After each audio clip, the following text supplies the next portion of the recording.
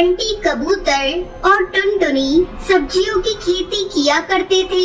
उनके घर के बाहर उनका छोटा सा खेत था।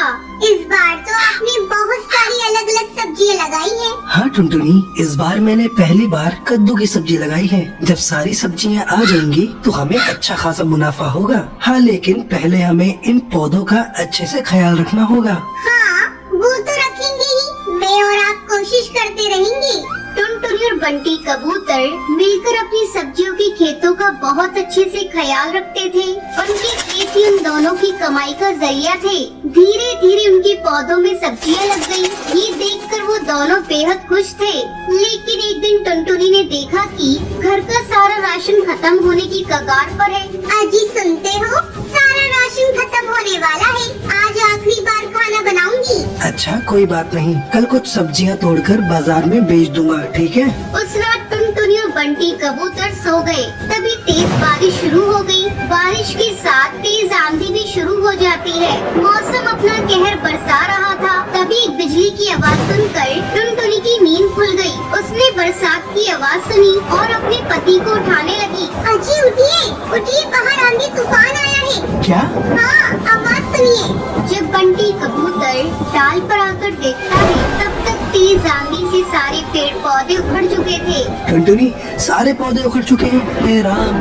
आप पहले अंदर आइए। बंटी कबूतर घर के अंदर आया और उसने दरवाजा बंद कर दिया।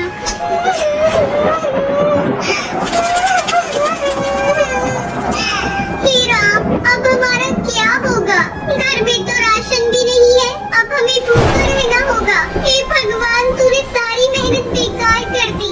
अब मैं क्या करूं? अब क्या होगा?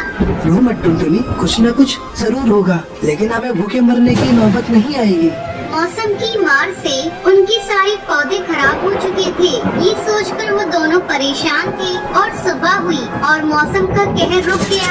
आंधियां बंद हो गयी। फिर टुनटुनी और बंटी कबूतर अपने खेत में आए। यहाँ तो सब कुछ तितर बितर हो चुका है, सिवाय इस कद्दू के। तभी उनकी नजरों के सामने एक बड़ा सा कद्दू चमक रहा था।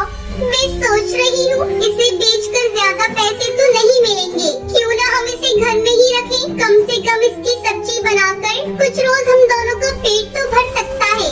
हाँ, तुम सही कह रही हो टुनटुनी, चलो इसे अंदर ले चलते हैं। बंटी कबूतर ने उस बड़े से कद्दू को उठा लिया और दोनों घर के अंदर चले गए। बंटी कबूतर ने कद्दू को रसोई में रख दिया। मुझे चाकू देना टुनटुनी। टुनटुनी ने बंटी कबूतर को चाकू दिया और जैसे ही बंटी कबूतर ने उस बड़े से कद्दू को चीरा तो उसमें से चिड़िया के बच्चे की रोने की आवाज आने लगी। ये क्या? आप आराम से चीरिए। बंटी कबूतर ने आराम से कद्दू को चीरा तो उसके अंदर उन्हें एक छोटी सी चिड़िया की बच्ची दिखी। है, ऊपर वाले कद्दू में ये बच्ची कैसे आ गई? ये कुदरत का करिश्मा है। हाँ, लगता है इसे भूख लगी है। इसके लिए थोड़ा दूध ले आऊं, पर घर में तो दूध भी नहीं है।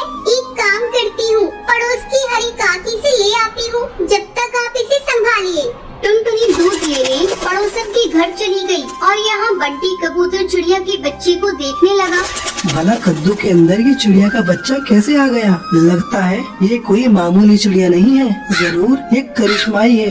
कुछ देर बाद टुनटुनी दूध लेकर आ गई। टुनटुनी ने जैसे ही बच्ची को दूध पिलाया, वैसे ही उसके पंखों से सोने के सिक्कों की बारिश होने लगी। सोने के सिक्के देखकर बंटी कबूतर और टुनटुनी दोनों हैरानी में पड़ गए। कहीं ये ख्वाब तो नहीं? नहीं, ये सब हकीकत है। ये चिड़िया कोई आम चिड़िया नहीं है, ये जरूर कोई जादुई चिड़िया है। अब हमें क्या करना चाहिए? हमें इसका अच्छे से ख्याल रखना चाहिए जब तक इसके माता पिता नहीं मिल जाते। अब तक हम गरीब थे, लेकिन इतने सारे सोने से हम अमीर बन गए हैं। तो अब हमें गरीब पक्षियों की मदद करनी चाहिए। आप बिल्कुल सही कह रहे हैं। गरीबी की तकलीफ क्या है वो हमें ही पता है। टुनटुनी और बंटी कबूतर ने उस चिड़िया का बहुत अच्छे से ख्याल रखा और सोना बेचकर मिले हुए पैसों से दोनों ने गरीब पक्षियों की मदद करना शुरू कर दिया। वो दोनों रोज जंगल के गरीब पक्षियों को खाना बांटा करते थे।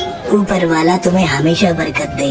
शुक्रिया कालू कौवे, शुक्रिया। टुनटुनी और बंटी कबूतर गरीब पक्षियों की मदद करके अपना जीवन खुशी खुशी बिताने लगते।